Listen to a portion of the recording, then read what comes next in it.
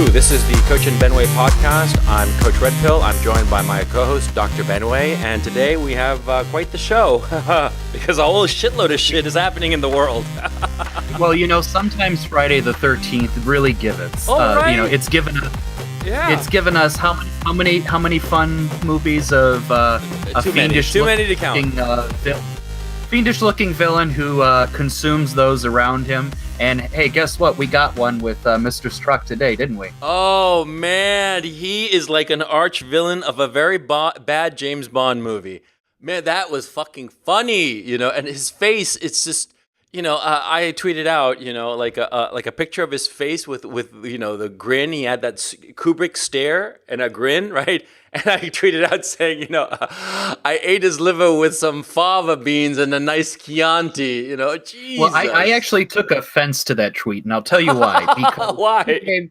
You gave Strzok much too much cultural cachet by comparing him to Hannibal Lecter, a Lithuanian nobleman, which, by the way, there's no such thing as Lithuanian nobles. They're all Polish. Right, yeah. That now. Yeah, so you besmirched my ethnicity. My ethnicity. I culturally appropriated you. Oh, my God.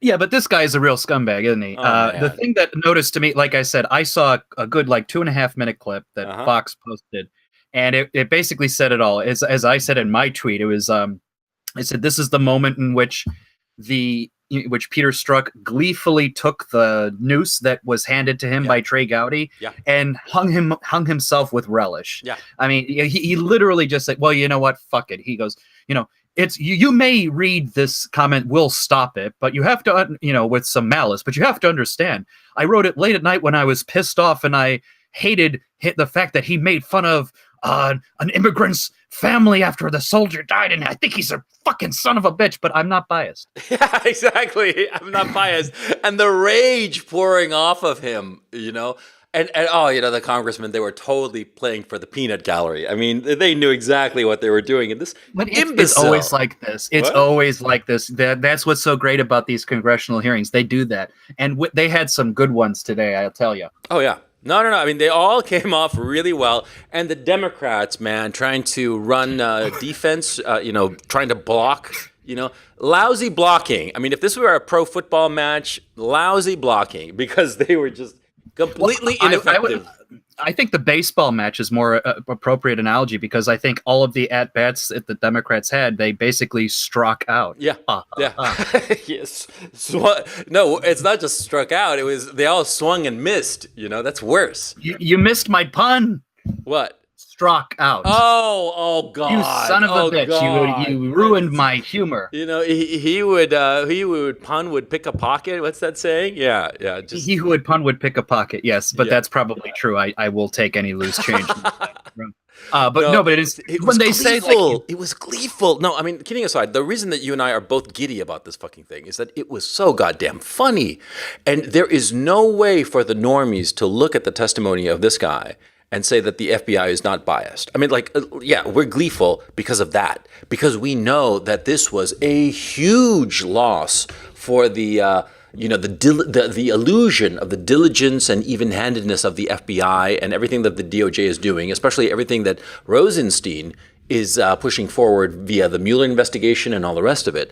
He came across as fucking unhinged, and anybody normal, this is my view, you tell me if you disagree, anybody normal watching this Strzok guy is figuring this guy is a fucking insane loose cannon, and this is an assistant director of the FBI, or a former one, right?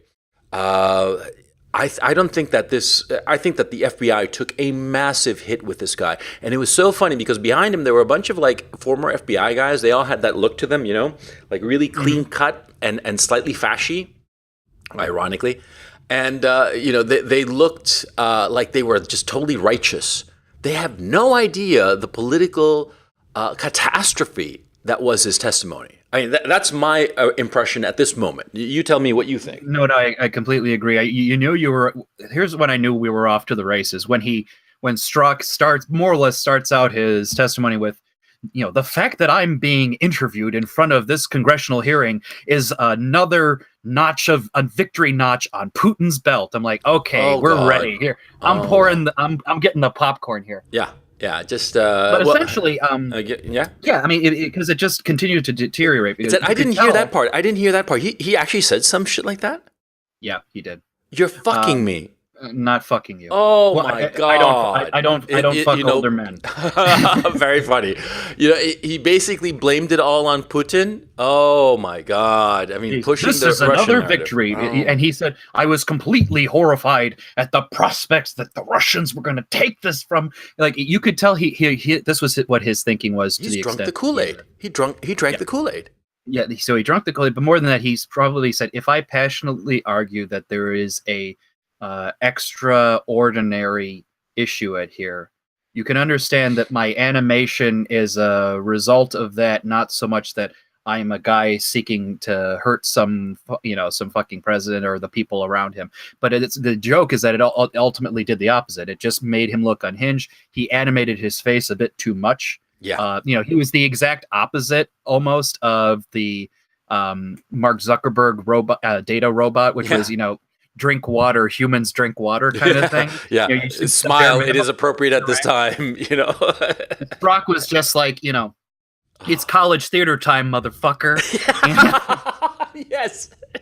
Totally. Oh man, it was just brilliant. I mean, you couldn't have scripted this shit any better. And the worst part is, of course, that if this were a scene in a movie, the writer would be thrown out of the room, because no way that anybody who got to that level would be so unhinged so foolishly. I imagine Clint Eastwood directing this movie, and he would set aside this actor and says, "Hey, you got to tone it down." kind of thing like that. But I mean, so it's certainly to his detriment. But the best part was, like, there's a carnival-esque atmosphere which worked well for this. I mean, like you said, the Democrats really struck out and missed on this one. My favorite moment is when they said, "You, sir, deserve a Purple Heart for what you've been through." Oh my God, yes. I mean, it was just fucking cringe-inducing. Well, but I'll tell you my absolute favorite moment. And ordinarily, someone would say, "Oh, you're placating to, like, just base, moral motives." But when I forgot the name of the Republican congressman who said, "I see you sitting here, and you're saying you didn't have bias with that smirk on your face, and all I can think of is that the smirk you gave your wife when you told her, you weren't out fucking Lisa Page." Yes.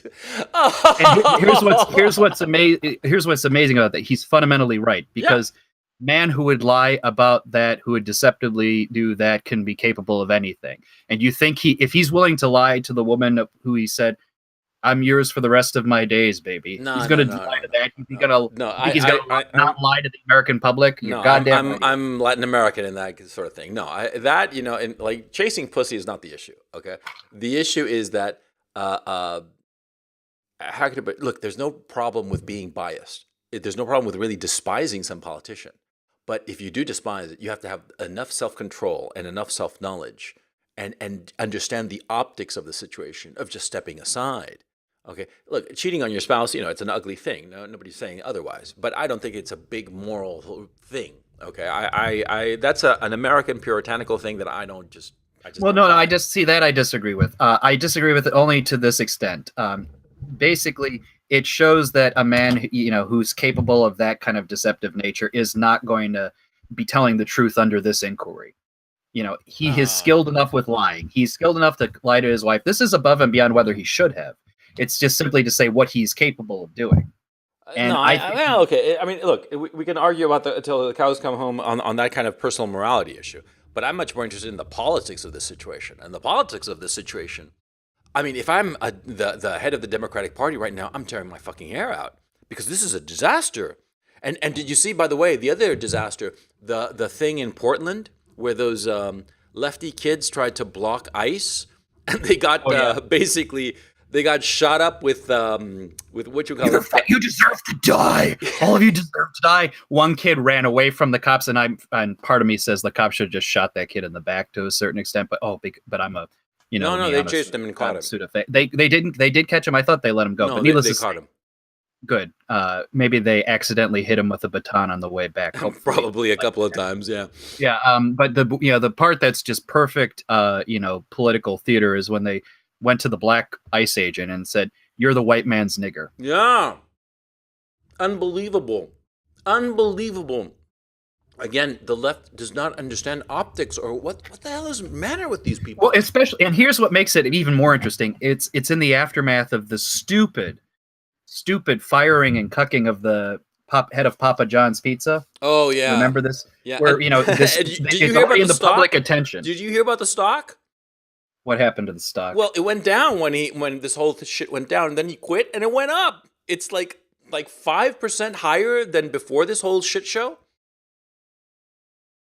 Yeah, because they're probably banking on the fact, okay, the public media nightmare is done then because he left, which is probably the logic of the market. I'm not saying it's intelligent logic, but it's the logic. But what's interesting in the public mind is the idea that a man who even uses that word in a context of just saying, look, Colonel Sanders probably said that to people. I'm like, yeah, he's probably right. He did. Yeah. And it's very clear from the context of he's not calling anybody anything. No, yeah, of course not. But, he naturally has to cave, apologize, cucks, gives up his own fucking company for that. So with that in mind, the very same day this is happening, you think calling black ICE agent that word is going to do well for you? You think people aren't going to notice the double standards that are at play? Good point. That actually has to be emphasized, I think. That, yeah, okay, sure, Papa John says it to nobody in particular, just using the word as a word, and he gets canned. And these kids, they fling it at a ICE officer. I mean, the poor guy was right there. I saw the video. Poor guy, seemed like just a ordinary... He's just doing his job. Yeah, exactly. He is just doing his job. Yeah, and they kept saying, the Nazis were only doing their job, but, the United Nations will try you and will find you guilty of crimes against humanity. Let the babies go. Let the babies go. God, it was just so fucking funny, man. I mean, well, even if they didn't use the word nigger, right? Just the sheer screeching and the abuse they were having to these agents, above and beyond the pale. And all I have to do is, and it doesn't, you can go to the Democrats who are trying to make excuses for Antifa and just oppose it. Again, another great commercial in the making for the Republicans. Yeah. Even better, if I really wanted to fuck with Mitt Romney, because Mitt Romney said the equivalency between Antifa, and I can't do a Mitt Romney impression. Yeah. Equivalency between Antifa and the Nazis is not fair at all. All I have to do is just show that and say, Mitt, you're a fucking numbnut. Oh yeah, imbecile. I mean, you can't just politely contradict them like you're having like a college debate. You have to slap those fuckers down. And so no, look, I think that November 6th is the election, the midterms, right? November 7th, the Democrats are going to wake up with the biggest political hangover ever, because I am starting to think that they are going to get wiped out come November. I think that people are going to be saying, these fuckers are unhinged. They're out of their fucking minds, And to tell you the truth, in the 14th congressional district, the one with Ocasio-Cortez running, right? Well, I hope you go to the point I want to make. I hope you heard the story I heard. Oh, I didn't hear any story. I hope that somebody starts financing the Republican nominee, because I bet that motherfucker might win, Because I got a great story for you to consider on that front. Tell me. Come on, hit me. The guy she beat, Cantor? Yeah. No, whatever. Cantor. He's gonna run, or potentially gonna run, as a third party candidate against her. You're shitting me. No. Oh, because Ocasio is really saying he betrayed the party and the will of the people, and I'm like, God, if put the most moderate Republican you conceivably can, one who's more or less going to vote for us a little bit, just to have like a standard, city Republican, he can beat this. It'll be hard because, it's, the demographics of the town. I mean, I still think it's Ocasia's election to lose. But given that, there could be a third party run from the incumbent and, the national dialogue for the Democrats being insane, you could run the tables. Yeah, no, I mean, potentially, with the amount of media attention that will happen, it could be an upset that Ocasio-Cortez loses. That would be the shortest political career in history. That would be the ultimate irony. Man, that would be fucking funny. I mean, I pay good money to see that. like I said, I still think it's hers to lose, but it's enough shit is going on where I'm like, okay, baby, if you really want to win, you got to play smart, and I don't think she's going to play smart. Also, what's happened is that she won, and everybody, she got the full court press. I mean, everybody just wanted a piece of her, and that shit goes to your head. I mean, I've had that experience, okay, and it goes to your head, and you lose focus of what's important. She's 28. It happened to me roughly at that age.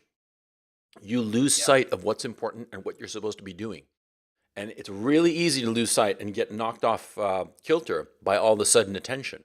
And all these people saying that you're so smart and so clever and so wonderful and this and that, and what's your favorite color, It totally discombobulates her. If that happens to her, she could well lose. She could forget what got her to that position and not be able to convert. Because she really does, you're absolutely right. It's hers to lose. She's got the golden ticket. She won the nomination, the Democratic nomination, in a traditionally and gerrymandered Democratic congressional district. If she loses, oh man, that would be, Kyle Kulinski, man, that would be so fucking funny. I mean, I'd love to see his face the morning after. That alone would be worth the price of admission. You know what I'm saying? Mm-hmm.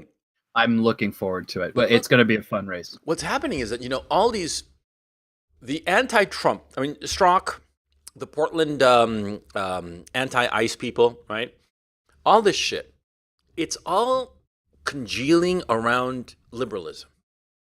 And they are looking unhinged. Because Strzok is perceived as a pro-Hillary Democrat. And he looked fucking frightening. I mean, no kidding around. I mean, seriously, on the level. The guy looked frightening. He sounded frightening. He sounded like a zealot. He sounded like somebody you did not want to have investigating you for any reason, because you got the suspicion that he would manufacture evidence to put you behind bars. I mean, the guy looked scary. And that look has been, by the very fact that the Democrats tried to do the political blocking in those Senate hearings, they got tarred with that shit. I think it's going to be really fucking ugly for them. I think part of the reason they overreacted so much or said such egregiously stupid things above and beyond just believing the Kool-Aid, I seriously think it was, we got to overdrive the defense of this guy because he ain't protecting himself. I mean, especially, it's because his girlfriend too, well, I think actually Strzok was held in contempt of Congress. I forget, if that played or not, but his girlfriend is too, Lisa Page is. She just refused to show up. And hopefully they'll have the wherewithal to bring her in by her pussy hairs and try to get her to talk. And just imagine the hair splitting that's going to happen under that testimony. Yeah. Yeah. Oh, and did you hear the Henry Cavill stuff? That was wonderful. Yeah, which sounds totally random, but let me connect it. This is my thinking, and the reason I'm bringing it up, Henry Cavill, for those of you listening, is the new Superman. He's milquetoast. He's a big, good-looking kid, and kind of like a moron. I don't think that he's a very good actor, but that's me. And his Superman is just a big fat pussy, as far as I'm concerned. I mean, Christopher Reeve had balls, right? But this guy is just a loser. But anyway. The kid said some shit. Basically, he said that he was too scared to date in this Me Too environment because God knows what might happen to him. So he's just, he's trying to hook up with old ex-girlfriends that aren't very, aren't the best relationships. But, he's terrified of getting involved with anybody new because of Me Too, basically, he implied. And, of course, the Me Too chicks screeched autistically. And they had a cow. They had a complete fucking meltdown. And the funny thing about this is that it just adds more to this notion that the left are fucking crazy, that they are losing their fucking minds. Because the worst part is, anybody sensible, hears what the guy said, looks at the guy and realizes, sure, yeah, the guy is fucking terrified that some crazy false allegation is going to pop up and ruin his career because it's happened. Well, that's the best representation of what's going on there is an adage that was thrown against religious believers before, particularly Christians, as a way of saying the insanity and the paranoia that comes with it. The argument was, you Christians are fundamentally operating under this dictum: God made you sick and commanded you to be well. The idea that, you cannot help but be a fuck up. And we are going to basically, everything you say is an example of your fucked upness and our righteousness for being able to call you out.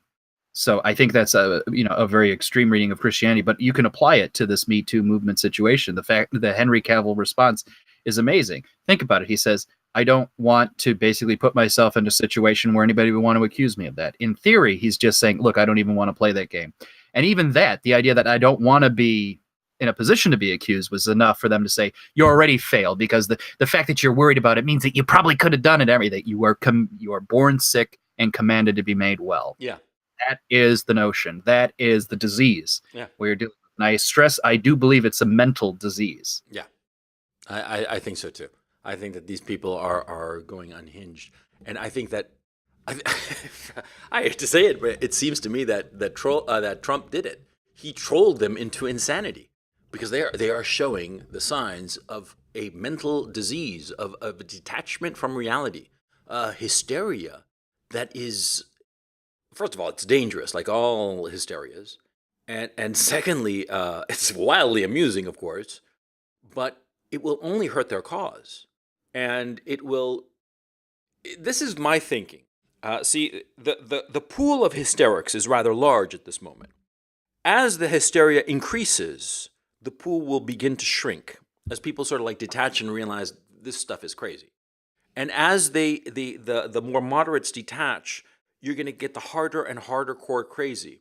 Now, think about it. Right now we have roughly, I would venture to guess, like say, you tell me if you think different, maybe about a quarter of the population is out and out nuts over this whole Trump thing. The fact that Trump is president and, the Russians did it and all that. I mean, I look at the New York Times comments. I look at the Slate magazine comments.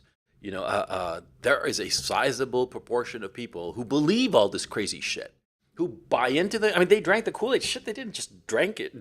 They chugged it, and chased it down with, I don't know what, something Russian, probably vodka. Anyway, these fuckers. No, they couldn't drink something Russian. That's how the Russians get you. Yeah. They spike the vodka. I think it's a little worse. I mean, it's more or less, I agree with you. My rough estimate over the past year or so is that the insanity quotient of the population is at around 30 to 40%. Okay, we don't have to quibble. The point I'm trying to make. No, we have to quibble. It's that 10% makes a difference. God damn it, yeah. But no, the point I'm trying to make is that, see, as this hysteria continues to ratchet up, the more sensible will start to wake up. Like that chick, Lindsay Shepard from that Canadian university, right? Now she has that look that's sort of like, holy shit, I was in a cult and I didn't even realize it, and she's got that weird look to her, and her interactions are kind of awkward because she's realizing I was mind fucked basically, and now I'm out of it. And it's pretty funny. I think that a lot of people are going to have that experience of basically waking up and say, wait, where are we going here? This is fucking nuts. And so as those people sort of like wake up and detach, the ones that remain are going to just egg each other on even worse. And they could potentially be like a danger. Imagine if some of these crazies turn out to be like veterans who have like actual combat training and start to train like fucking Antifa to actually do something. Because that Portland thing that they did, it was just laughable. I mean, they were just a bunch of pussies who didn't know shit from Shinola insofar as, fighting or any kind of, tactical strategy or tactical ability. They were just losers, right? But imagine those same warm bodies with, a couple of weeks training by some special forces guy, ex-special forces guy who's a fucking commie. And we've seen it. Remember that Spencer Rapone guy from last year, the West Point cadet, who under his uniform had a fucking red star or some shit like that, right? Or Che Guevara or something. I forget what the fuck it was. I'm a fucking moron, right? But, you see the point I'm trying to make here. As it becomes more insane, this nucleus could become really fucking dangerous. Well, that's why the Strzok testimony is actually very interesting to me. Because when you have someone that unhinged, who only has a few layers between him and the head of the FBI. Yeah. Ultimately. Yeah. I can imagine disaffected people like that in higher ups. I think ultimately most of them are in bureaucracies, but they're in positions where they can even get military forces unwillingly to attack people who shouldn't be attacked for a variety of confusing reasons. I mean, because a lot of soldiers say, like, we're told to do this, we're given reasons to it, we have to believe them. It's the chain of command. That's the thing that worries me. So in addition to what you just listed, I fundamentally do believe that there will be an increasing polarization here. It's, as you've watched, right, the Ken Burns Civil War documentary. Yeah. The aggression in the population preceding that war and the desire for conciliation and yet the complete failure to actually achieve it feels increasingly familiar to this time. There is they say history may not repeat itself, but it certainly rhymes. Yeah. And we're certainly in a rhyming motion with the beginnings of the Civil War. Yeah, I hate to admit it, but yeah, because it sounds inflammatory and kind of like the Chicken Little, the sky is falling kind of thing. I'm very wary of that, or leery of that. Which one is the correct word? Anyway, Well, I'll give you an example. One of my favorite stories of right before the Civil War was the caning of Charles Sumner. Do you know this vaguely? book, That's like way yeah. back. So basically, yeah. So in 1856, so about 5 years before the war, there was an argument within the Congress, and basically a representative from South Carolina, Preston Brooks, was basically his family members were abused by Senator Charles Sumner of Massachusetts, who was an abolitionist, and he gave a speech basically criticizing slaveholders and specifically rebuking Brooks' relatives. So, as a Southern gentleman who had been insulted, he went up to Senator Sumner and beat the living shit out of him with his cane, nearly killed him. And what was interesting was the response of the various public, the constituencies. The abolitionists and the Northerners were like demanding more or less Preston Brooks's head for this, whereas the Southerners, who were sympathetic to him, were giving him gifts of like new canes to replace the one that was broken. And here's the thing that I want people to think about. I can easily see that attitude happening now. It's the whole notion of the whole notion of, as Scott Adams likes to say, that there's a one movie, but it's one screen, but two movies are being observed from the same set of data. That's more or less what happened in the caning of Charles Sumner, and I think it is happening now. Now, someone hasn't yet been caned in the congressional building, but think about the fight that went on today with the Strzok hearing. Like I said, the Democrats, after that one Republican congressman said, like, I can imagine is this the face you made as you were lying to your wife? They all attacked him at once. Like, this is a travesty. It's how dare you? How dare you? It's like, have you no shred of decency and all that? I know. I love it when they fling that. Have you no shred of dignity or decency? Because they're trying to reference that moment from the House Un-American Activities Committee when the one lawyer said of what's his face. Yeah, have you no decency, sir? At long last, have you no decency? That's their playbook. They literally can do nothing but quote it. That's how stupid they are. Yeah, I once got Brad DeLong fling that line at me. I laughed in his face. I thought he was a fucking idiot. Look, these fuckers are fucking idiots. And the worst part is that, when they talk about fucking decency, I just want to tell them, yeah, I have decency, motherfucker. That's why I don't kill unborn children. You fuck. Ugh. I despise those fuckers. But anyway, look. Bottom line, it seems I hate to get all black-pilled, but I'm red-pilled, not black-pilled. But shit, man, the way things are going, it looks like we're going in a very negative direction. And Trump is just he's sailing along. He whipped the asses of the fucking Europeans. Man, well, that's the happy attitude. Like, Trump had if there's going to be a name for this trip to Europe, it's going to be the Trump zero fucks given trip to Europe. Yes, absolutely. Yeah. It's like literally, what is he? First thing he does when he shows up to a NATO summit, he says, "You motherfuckers don't pay enough money. It's disgraceful. You talk about, me and Putin, and you guys are literally, building, pipelines and having Putin, has your whole country under his thumb because he provides you with the energy you need. Don't talk to me about this. And you're good. If you want us to keep protecting you against the Russians, you're going to pay the fuck up." Yeah. Or shut up. And he was like really fucking explicit. I mean, I saw the speech where he goes and he just tells them flat out, we're not going to wait. And he told them in these words, or I'm paraphrasing, but only slightly. We're not going to wait until 2030. You're going to pay up now. You're going to pay up tomorrow. He's like, fuck this negotiation and to 2030 when it's some other chancellor's problem or some other EU president's problem. He wants that fucking bill paid now. And well, he's absolutely right. NATO, roughly 2/3 of it is paid for by the United States. The Brits are the ones in nominal terms are the ones who pay the most in the second spot. But in percentage terms of GDP, defense expenditure, NATO expenditure to GDP, it's the US, like fucking Estonia or some shit like that, and Croatia, I think.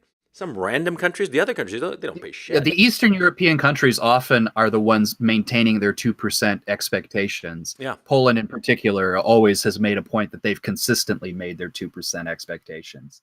They're scared. Well, no, they think it's a matter of honor. Wow. Yes, there is an existential threat that they're concerned about, but I can tell you the Polish thinking on that is a matter of honor to do that. Yeah, good on them. But no, the others, the Germans, the French. Well, the French aren't. They are or aren't in NATO. I always forget. The French are in NATO currently. Yeah, because de Gaulle pulled them out.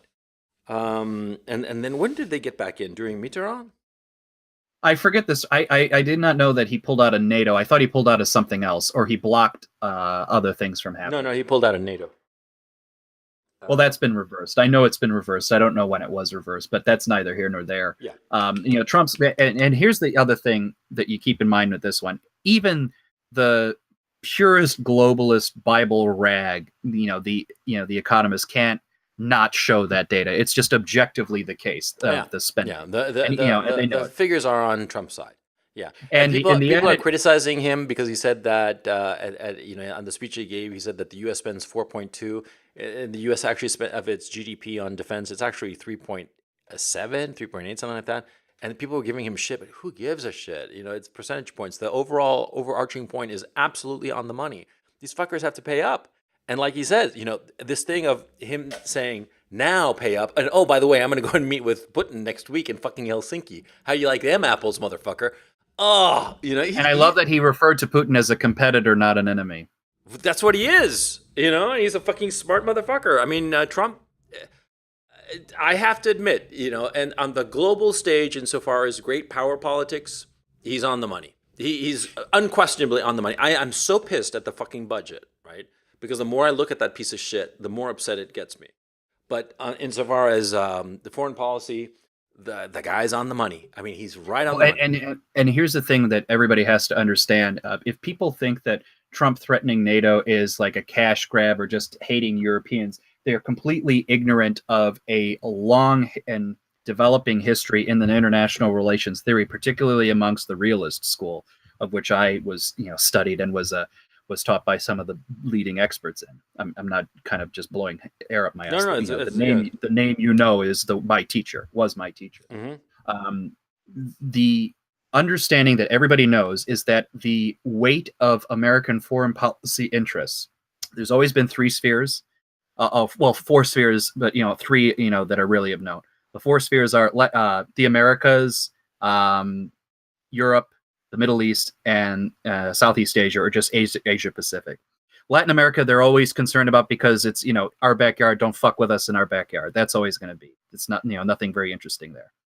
Europe used to be very heavy because of the Cold War, but everybody understands that Europe's pretty much settled, and you really don't need America there because Russia is going to be a competitive regional power, but it really has not demonstrated any hegemonic aspirations over Europe. So that's, going away, and everybody knows it. Yeah. Middle East will maintain itself because of energy, reasons. But, if the energy reasons go away, no one gives a fuck about the Middle East. Southeast Asia is the biggest concern, largely because of China.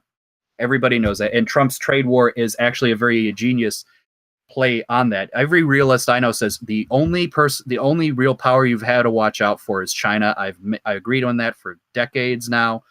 And he understands that, and he's moving towards that. This whole notion of saying you're just a burden on us that doesn't help any geopolitical situation. Why the fuck are we allowing you to rest on your laurels and just bear the fruits of a system that was designed to ensure our strength during the Cold War.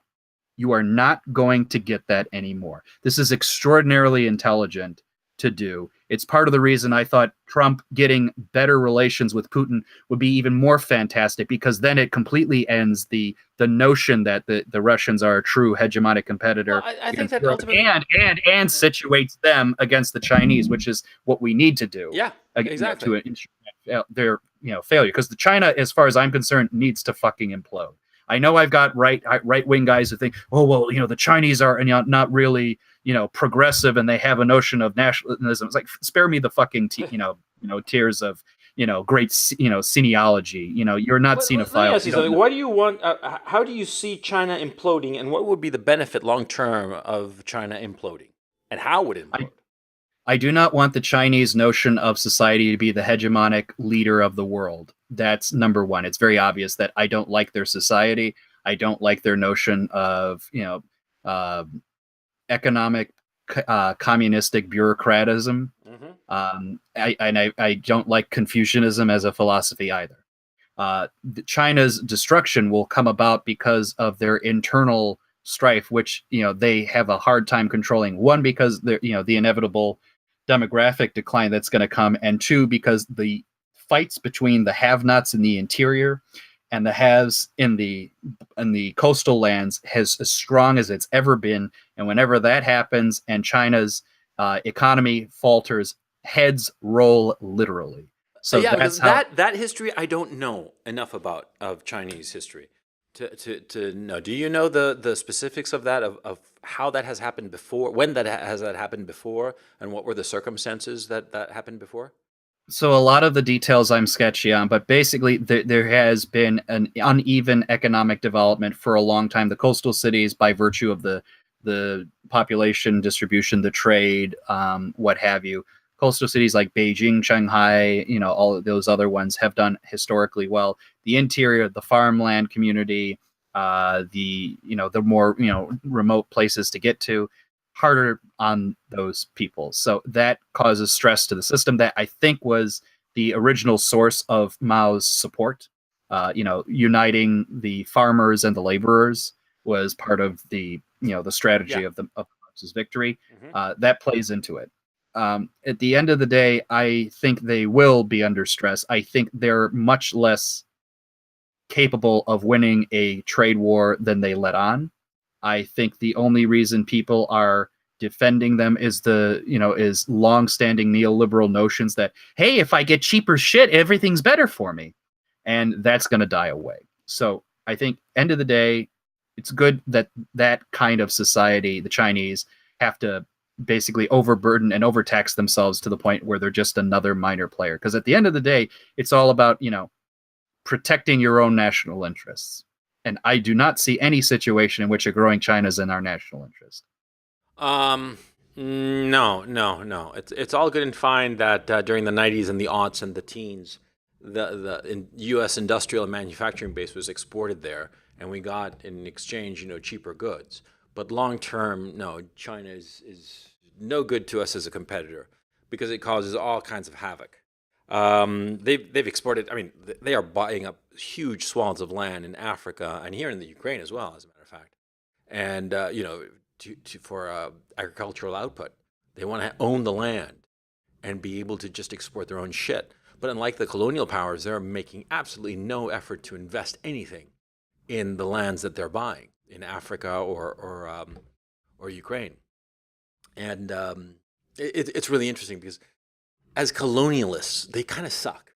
They have this mentality of just go to the land and suck it dry, sort of like the what alien species was like that? Like the Borg, I guess.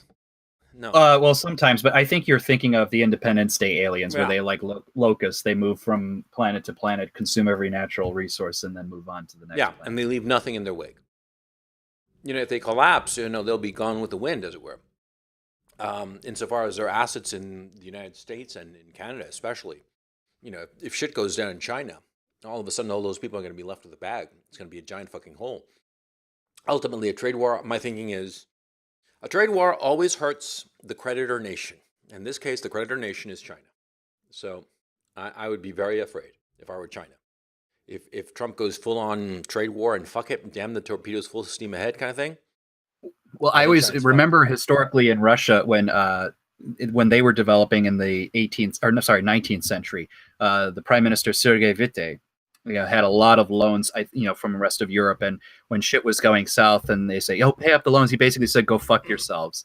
And basically they couldn't do anything at that point. The Russians survived it. Even going into World War I, everybody says Russia was the basket case. Like, yes, it was the smallest of the world powers, but it actually was a significant economic power still, even in that situation. So you can make do without it. And I think the United States actually just has more self-sustaining capabilities for its own economy than people give it credit for. We were actually, apparently, I read a news article, we're going to surpass Saudi Arabia, I think, as the largest oil-producing nation this year, potentially. Yeah, that's all very interesting. My thinking, though, my concern is that in 2008, the financial sector was palliated, but the fundamental problems were not solved. And in fact, they were exacerbated, making the banks bigger than they actually were. I mean, by consolidating banks and making them truly too big to fail.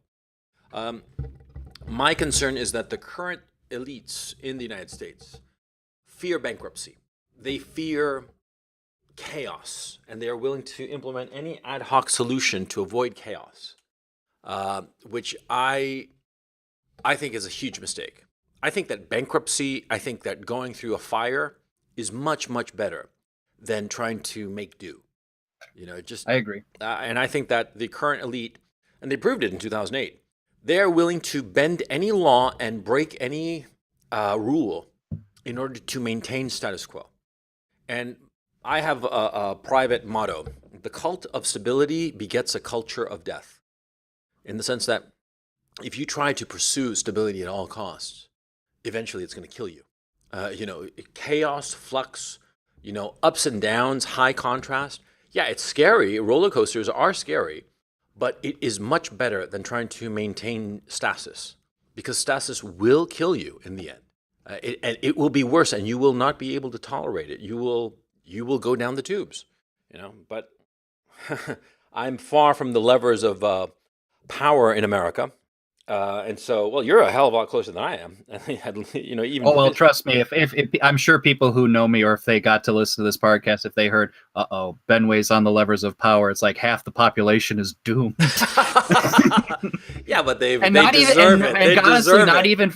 And honestly, not even for political reasons. If I was the Stalin, it wouldn't be like, these political parties I have to get rid of. That may be part of it, but it would be like those people who don't use their fucking turn signals, the people who cut me off in the lane. So you'd be a true Stalinist. It would be arbitrary and capricious. I like it. No, I like your dictatorship. No, not arbitrary at all. There's a set of social rules that I'm holding to stay. But that's neither here nor there. But speaking of additional Trump firebombs, my other favorite is, because he's in England these days, he did a wonderfully big interview with The Sun. I haven't read it all, but reading some of the choice statements here. Yeah, and it's before the podcast, you started reading it to me. Hit me. So basically, it's a big, if I were to sum this all up, I think it's the biggest fuck you to Theresa May I've ever seen a sitting president do to a prime minister. He basically says, this soft Brexit plan, it's probably a betrayal of the vote, the Brexit vote.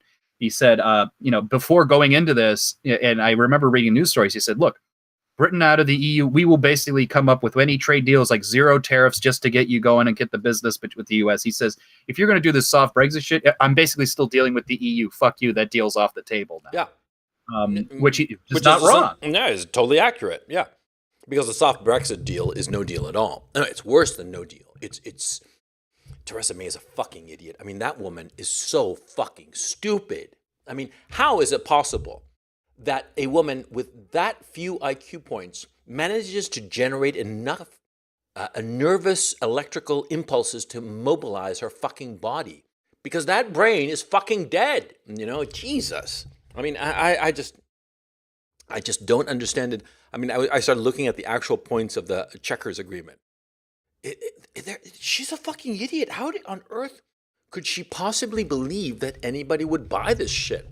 The word I'm hearing is that there's actually a cabal at 10 Downing of like just a few close advisors to Theresa May who are in their own bubble and think that any kind of Brexit is just bullshit. And they are actively and deliberately trying to keep Theresa May in a bubble and have her, go full steam ahead into this iceberg. Oh, what a fucking idiot. I mean, well, like I said, given what Trump said in this, I have a feeling, because he's friendly with Boris, he's friendly with Nigel. I honestly think, this is part of his, they requested to him. It's like, help make our overthrow of this bitch easier. Because if you look at what he said, in addition to like, this deal's fucked up, he also said, Boris Johnson, who forfeited his position, he said, Boris would actually make a great prime minister. Now, I don't think that, but I think the fact that he said that suggests, fair game on Theresa May as far as I'm concerned. Yeah. And the other thing he said, which is what people said, is really emphasize the fact that Trump literally is, / our guy / was, how immigrants, what he thinks of immigrants in Europe. I think what has happened to Europe is a shame. Allowing immigration to take place in Europe is a shame. I think it changed the fabric of Europe, and unless you act very quickly, it's never going to be what it was. And I don't mean that in a positive way. So I think allowing millions and millions of people to come to Europe is very, very sad. I think you are losing your culture. Look around. You go through certain areas that didn't exist 10 or 15 years ago. Oh man, yeah, that's our guy. And so far as that's concerned, yeah, he's woke on the immigration issue. But I mean, Sadiq Khan, he's done a very bad job on terrorism, allowing so many migrants to come to the city. Take a look at the terrorism that's taking place. Look at what is going on in London. I think they've done a very bad job on terrorism. I think he's done a bad job on crime. If you look at all the horrible things going on there with all the crime that's being brought in, basically, fuck him too. Yeah, but I think he's not been hospitable to a government that's very important. He may not like the current president, but I represent the United States, and I represent a lot of people in Europe because a lot of people from Europe are in the United States. Oh man. Well, look, my thinking is, well, we've talked about this before. I think that I lived in the UK. The UK is lost. It's going to be overrun by the brown people and the stupid fucking white people. They have their women working night and day in shitty ass jobs in the city and whatever. Nah, fuck it. They're lost. They lost, and it's going to be Pakistanis who marry their cousins. That's what's going to populate all of the UK. What's the percentage now of immigrants? Wasn't it like 44% are non-white in the UK? It's something absurd like that. You mean percentage of immigrants? No, percentage of non-native British. Oh, in the whole country, it's like last I saw was 13%. No. That's 13% of the UK population who were born outside of the UK. That's that number. They are very, very cagey with the actual number of quote unquote minorities in the UK. You have to really be badgering that number. To the audience who are listening, look it up. If you don't believe me, because I tried tried to find an easy source that would tell me the racial composition of the UK. They keep that number locked down. The number that they keep repeating, 13%, is just the people who are non-UK born who are living in the UK. That's different. Okay? I think that... I was there, man. I walked down Kensington, and it's fucking full of Arabs, You've got these Arabs, these fat fuckers, walking around with 3-4 wives behind them, all identically dressed, and that's the norm. You see that all the time. Went to the theater, I saw it right there. I remember, it was one of the defining things that I realized, because I would see these guys and like 2 or 3 or 4 of these women in burqas or niqabs, right? The niqab is the one that's that you only see their eyes, right? And I'd see them, I didn't quite understand at first, and like a fucking, dope. It took me a while to figure out, holy shit, they're the multiple wives. This is polygamy out in the open, and they don't give a shit. They own that country. These stupid fucking Brits let their country slip away, Oh, man. Oh, by the way, did you see the memes about the soccer teams in the World Cup? They showed the soccer teams for the different countries. Oh, yeah. And and the lefties are going, World Cup so white, and they're having like a cow over that. It's fucking funny, man. Well, that's why I'm I'm rooting for Croatia. Not only is it fellow Slavic country, and Slavic solidarity will always be a thing for me, but the fact that they actually are Europeans, so I give them that credit as well. Yeah, but more to the point. Well, I'm always a sucker for the underdog, and they're playing France, right? And when is it? Tomorrow, as a matter of fact, or Saturday. Well, I'm really looking forward to them. I hope that they win, because I just like it when underdogs win. And I don't think that Croatia has ever been in a final, let alone won a World Cup. You know what I saw that was really fucking funny? There's this show I watch, Your Daily Dose of Internet. I don't know if you've ever heard of it. It's a YouTube channel that puts out these little 3-minute capsules of like funny, interesting, amusing things from the internet. It's very light. It's part of my feed. And they had this video, this security cam of a firehouse in Croatia during the World Cup when they were doing like a penalty shot, right? They were about to do a penalty shot in the game against England, right? And right when the penalty shot was about to take place, they got the alarm, the fire alarm. And I was so impressed because not one of those guys hesitated. They all just ditched the TV and ran to get their gear and hopped on their truck and went off to fight the fire. I was so impressed. I mean, it was like, because obviously the guys were just like glued to the TV. And then suddenly this voice announced, emergency, I guess, in Croatian or whatever. And they all just ran for it like bats out of hell. I was just, I have to admit, I was moved. I was surprised to think to myself that these firemen were trivial people whom I will never meet. Not trivial them, I meant in the sense of, in the world scheme of things, right? They had the concern for the well-being of their fellow citizen to ignore something that they were desperately wanting to watch, to go and do their job. And I thought that was such a civic attitude, and it was literally in the middle of the penalty shot, right? And they just dropped it all. Well, eventually they must have known what happened, but they missed it. They missed the shot in order to do their job, and I thought that was so impressive. I have to admit, I know it's silly. It's one of the manifestations of a high trust society. When you think to yourself, think about it, if I'm living in a world of shitholes of people I don't care about, people don't care about me. It's like, I'm going to take my sweet ass time to do something. Yeah, and I'm going to watch the penalty kick. Yeah, exactly. Think of I told you about all the tax situation in Chicago. You think I'm going to shake my ass if the tax man says, "Oh, we need your information on this, that, the other"? No, fuck no, I ain't going to do that. Yeah. But if you live in a society that you actually believe is worth a damn, you'll do it. Yeah. Yeah, good point. Exactly. And I do hope that they win, because it would be just such a lovely thing, just a beautiful little moment, wouldn't it? Oh man, it's. The other line. I hope this may be apocryphal, but I hope it's true. Apparently, when Trump landed in Britain, he went to Theresa May. He says, "Hey, can you show me that World Cup trophy you got?" You're kidding. I don't know if it's true, but I hope it's true. I want it to be true. No. That troll, that would be atomic trolling. That would be like Hiroshima, Nagasaki kind of trolling. No. That can't be true, because if it is true, I think it could be. I honestly think it could be. Well, let's put it this way: I want it to be. Yeah. Oh, and by the way, did you see pictures of Theresa May staring adoringly at Trump? It was kind of pathetic. She's such a weakling. She's such a weakling. At least Angela Merkel would have a little more dignity, a little more self-control. What's her name? She's just so pathetic.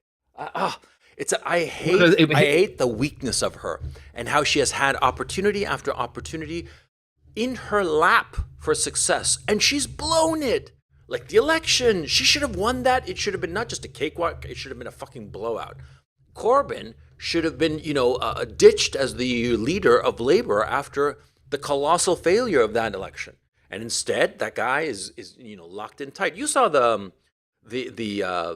question time after the collapse of the talks last weekend, over Brexit, right? You saw that question time on Monday? Bits of it. You know, Corbyn ate her for lunch. It was fucking embarrassing. And Corbyn rarely ever wins a PMQ. Yeah, he is not never a PMQ. Yeah, he's not that kind of a politician. He's not good at it. He ate her alive. It was fucking embarrassing. The fucking commie ate her, you know? Oh man, it was just embarrassing. The other funny thing I saw, it was a hot take on the Sun interview. Yeah. But it caught my attention when, you know, after Donald Trump basically, like I said, opened the door on Theresa May, as far as I'm concerned. Ben Shapiro tweets, you know, why is he doing this to undermine Theresa May when, you know, an anti-Semitic guy who runs the Labor Party is just in the wings? Who cares? And I'm thinking to myself, no, but here's the thing that's interesting about that. One, obviously, this is, you know, Shapiro's typical, like, good Trump, bad Trump, treating Trump, the president, like he's his Ben Shapiro's fucking dog attitude on things. But more importantly, notice he said anti-Semitic leader. And this is after Ben Shapiro was talking about, oh, you know, the awful identity politics that, you know, happen in the United States. It's funny that of all the things you could say about Corbyn, he brings up the anti-Semitic angle. Like, so where does the identity politics end and you begin then? Yeah, exactly. No, I mean, I'm woke on the Ben Shapiro question. Okay, the Ben Shapiro question and the JQ are pretty much one and the same. You know, yeah, sure. No identity politics for thee, but yes for me kind of situation. Oh, fuck that guy. I mean, I respect him. I think that he's a very smart guy, very educated, incredibly good debater. I wouldn't, cross swords with him lightly in that arena. But the guy's a fucking hypocrite, you know, and he's a fucking agent of Israel. He doesn't give a shit about the United States. He said it himself. He doesn't care about the browning of America. He doesn't care about the United States becoming, you know, Rhodesia, South Africa. I mean, talking about South Africa, and it reminds me of the Farmlands video. You know, what's her name? Lauren Southern is down in Australia. You know, she got off the plane. You know what she was wearing? What was she wearing? It's okay to be white t-shirt. Excellent. It was fucking funny. You know, I mean, she gets off the plane, all the press is waiting for her, and she's got this t-shirt. Oh man, it was just goddamn amusing. Oh God. By the way, Ethan Ralph is telling me that the Quartering wants to debate me. I don't know what the fuck for. The Quartering is such a piece of... Okay, I shouldn't talk about it, you know, because if I'm going to say some shit about the guy, I'll say it to his face. So I'm not going to say anything now, but he's just... Okay, forget about that. I'm not even going to touch that one. But so at the end of the day, it's funny. You had mentioned like the degree to which you're black-pilled on certain things. To me, like this was, you know, the gravy came home today. I'm very entertained with everything that's been going on. I think on what everything we talked about. This, you know, the Strzok face. You know, the mask falling off of him. Trump basically, you know, throwing the firebomb into the EU and watching it all burn down. And basically, you know, opening the gate for open rebellion against Theresa May. And my response to the conservatives is like, you've got only so many days left to actually make a case against her. Get on your fucking off your fucking asses and do it. Trump like I said, made it available to you. Just fucking do it.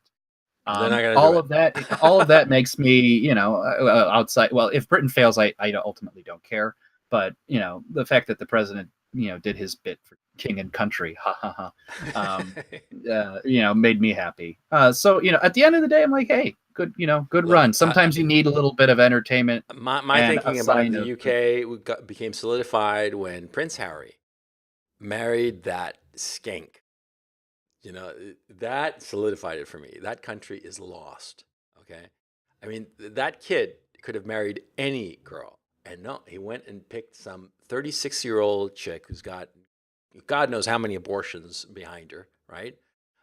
You know, a womb as barren as the Sahara Desert. I don't even give a shit that she's black or half black. I don't know what the hell she is, right? I don't care. Well, hopefully, if her womb is barren, that means that no line from that ill-begotten marriage will continue.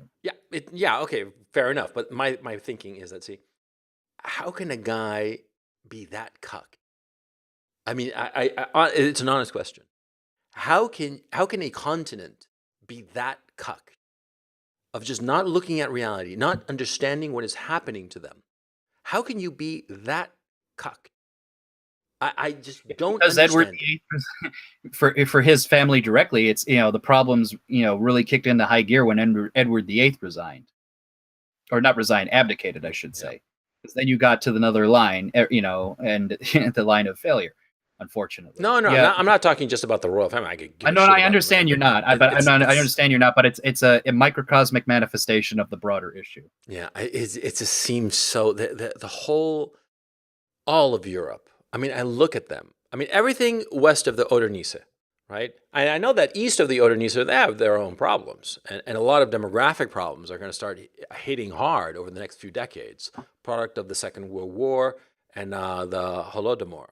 Right. I mean, a little bit of positive news on that front, though, is because of Hungary's government and inducements and programs to get people procreating, they are actually experiencing now a demographic boom. A lot of new births came about in Hungary.